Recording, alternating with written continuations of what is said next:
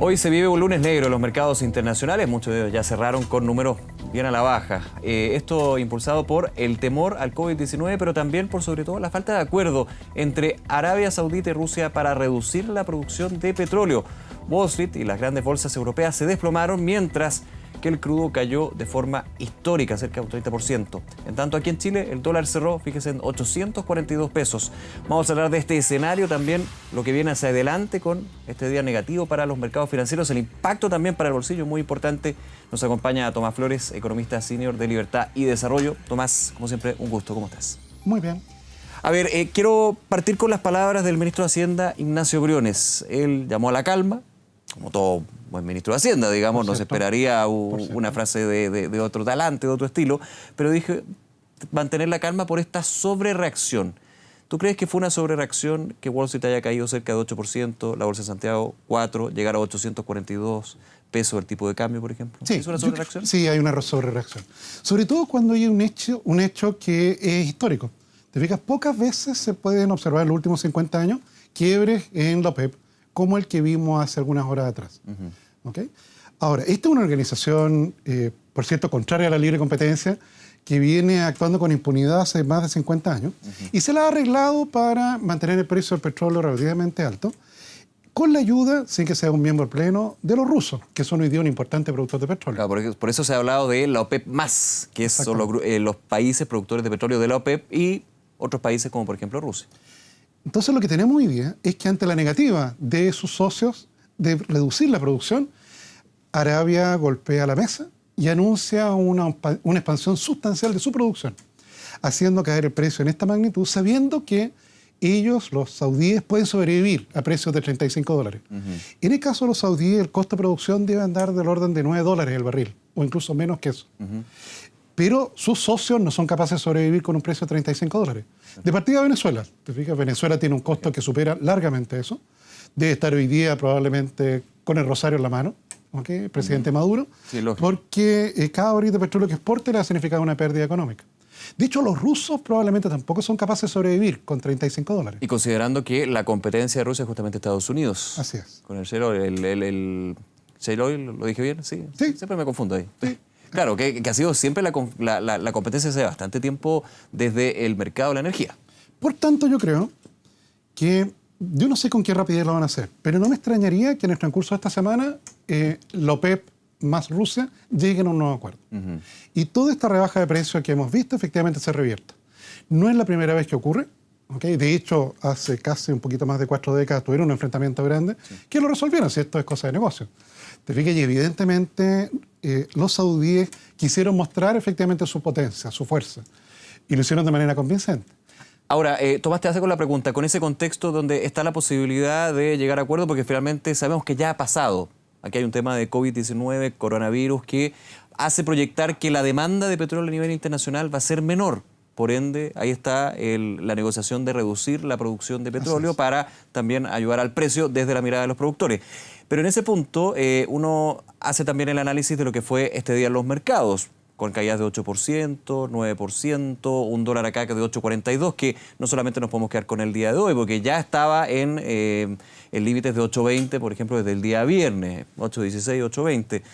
Si se llegara a un acuerdo, evidentemente hay un tema que preocupa, que es que los mercados reaccionaron de una manera muy negativa a una situación que uno podría decir, bueno, hay un desencuentro, pero podría llegarse a un acuerdo. Además que puesto en los zapatos de un chileno, uno diría esta es una buena noticia. ¿Por qué están cayendo las bolsas? Si cae el precio del petróleo en esta magnitud, la energía se abarató para el planeta completo. Claro. Pero en las bolsas del hemisferio norte se transan las acciones de las petroleras. Ahí está. Entonces ahí la cosa cambió.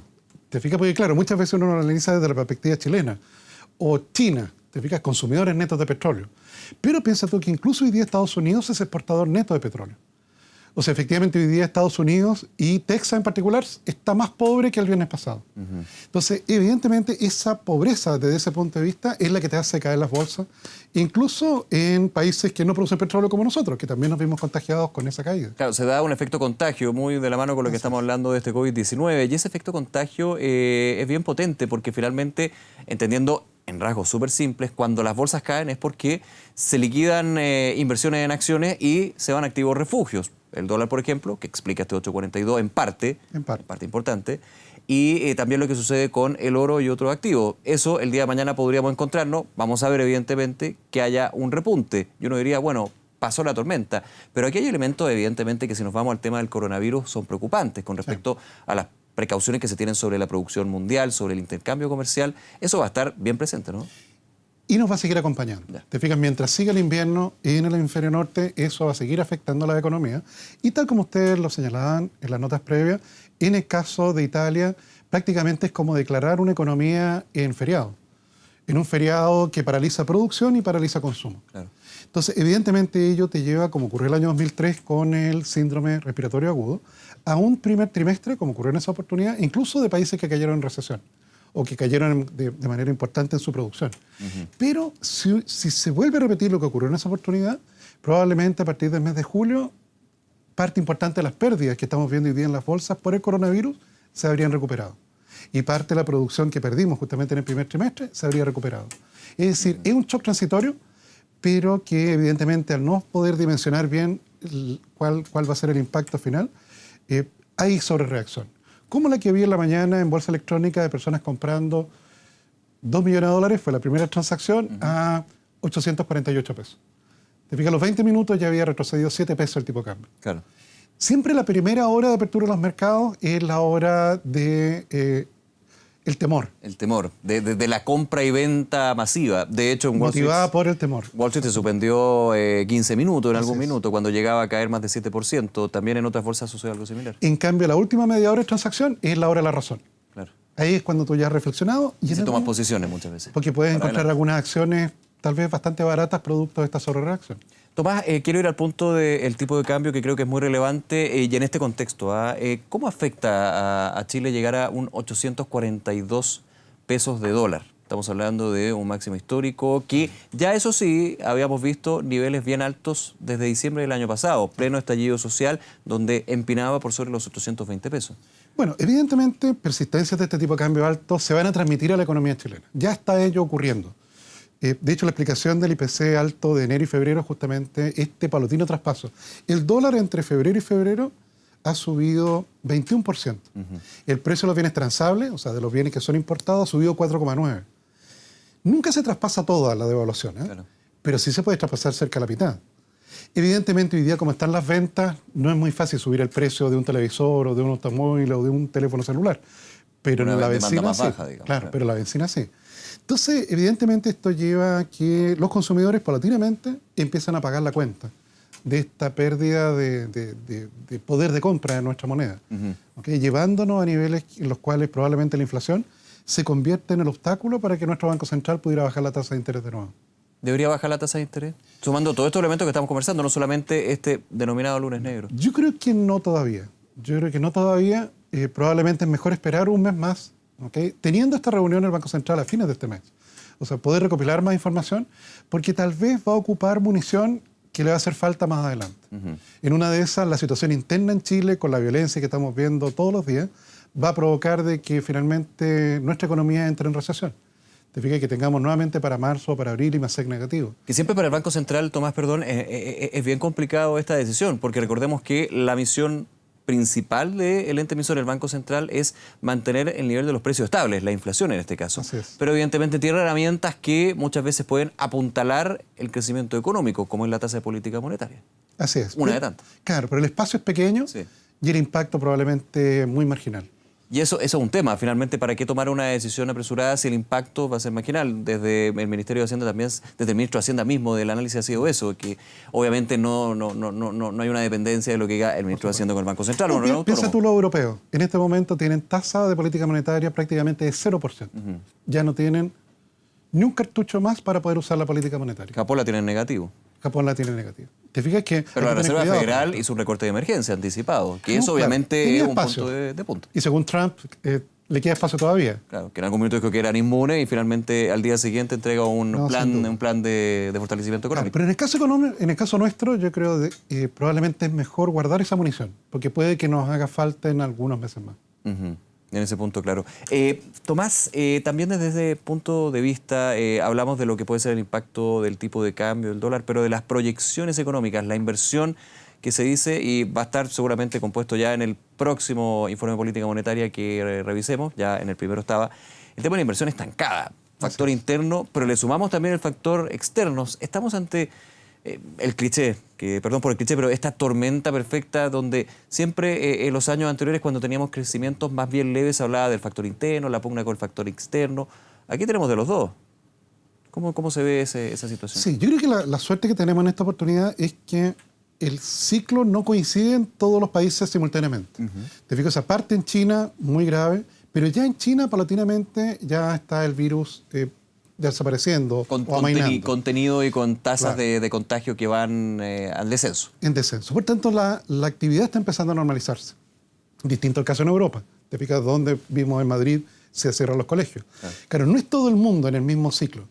¿Okay? Entonces, con un poco de suerte, nosotros siendo chino dependientes, vamos a lograr captar probablemente esa recuperación de la actividad china. Un factor cobre, pero que también tuvimos cobre que llegó a 2.50. 2.50. ¿Ha resistido el cobre? Sí, ha resistido bastante, podría haber sido resistido más. bastante. $2.50, cuando evidentemente pensábamos en un dólar que llega por sobre los $3. Exactamente. Y además, otros envíos hacia China se han empezado a normalizar. En su momento la cereza y otras frutas estuvieron complicadas, ya eso se está empezando a normalizar paulatinamente. Entonces, con un poco de suerte vamos a poder sortear la situación internacional. En cambio, la situación nacional es algo mucho más delicado. Te fijas, allí, mientras no cese la violencia, la normalidad económica no va a retornar. Evidentemente, en ese contexto de anormalidad, nadie piensa en comprarse un televisor nuevo. Te fijas, nadie piensa en cambiar el auto. Y nadie piensa comprar un camión nuevo para la empresa. Te fijas, la violencia aleja justamente todas esas decisiones. Porque la incertidumbre te coloca en un escenario en el cual la parálisis es justamente lo que domina. Y lamentablemente eso se ha arrastrado ya por demasiados meses. En ese punto, Tomás, ¿cómo ven los datos también que siempre estamos revisando acá? Especialmente el dato de desempleo. Un desempleo que preocupa porque evidentemente también hay que ver, se sostiene en niveles, digamos, sanos, no de los 2 dígitos, por ejemplo, pero cuando uno hace el desagregar, podríamos ver que el empleo informal está sosteniendo Por supuesto. este empleo. No, claro, hay un trasvasije, se está produciendo un trasvasije sustancial. Y que siempre tiene un desfase, ¿eh? Y en donde no caben todos. Te fijas, por el lado formal se han perdido más de 300.000 empleos, en la informalidad fueron absorbidos cerca de 200.000. Entonces, eso hace que la tasa de desempleo ya está un punto más alto de lo que debería haber estado. Te fijas, si no hubiera ocurrido nada de esto, probablemente hoy día la tasa de desempleo sería 6,3%. En lugar de eso es 7,4%. ¿Okay? No todos son absorbidos por el mercado informal. Porque es cierto, en Uber se han inscrito más de 25.000 personas nuevas. Pero llega un momento en el cual, claro, puede haber más de 100.000 personas trabajando en eso, pero les va a tocar una carrera por día. ¿Te fijas? Y ya ese mercado se rebalsa, ya no existe espacio para otros más. Entonces, por eso es que el mercado del trabajo en este momento está con tasas de desempleo de 7,4%, pero estamos en la época del año de bajo desempleo. Paulatinamente nos vamos a acercar al 9%, probablemente en este contexto en que ya el mercado informal no es capaz de absorber mucha más gente. Vuelvo al punto del Banco Central, un tema que me queda en el tintero, porque hablábamos de la posibilidad de bajar la tasa de interés, luego también de lo que sucedió con la Reserva Federal la semana pasada. Pero cuando vemos el tema del tipo de cambio, y recordamos lo que sucedió cuando llegaba a superar los 820 pesos, que primero no hizo una intervención directa, no fue a comprar o vender dólares, sino que inyectó dólares al sistema financiero. Así es. ¿Podría volver a darse esta posibilidad, crees tú? Llegando, si, por ejemplo, no sé, terminamos con un dólar en 850 pesos, 860 pesos a una intervención directa. Lo que pasa es que la vez pasada era producto de la incertidumbre doméstica. ¿Te fijas? Y allí el temor hizo escalar justamente el tipo de cambio y el banco logró neutralizar eso medianamente. Sin embargo, en este caso ya nos estamos enfrentando a algo muy distinto.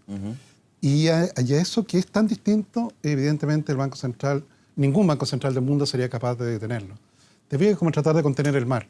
Podría gastarse todos los dólares que tiene en reserva sin que el tipo de cambio efectivamente retrocediese bajo 800 pesos. Volvemos al tema del efecto. Si es un efecto de día a día, no funciona mucho. No funciona mucho. Ahora, aquellos que tienen mucho apetito por dólar y que quieren arriesgarse a ello, probablemente el Banco Central va a seguir ofreciendo instrumentos financieros que dan esa cobertura, pero no los dólares en reserva.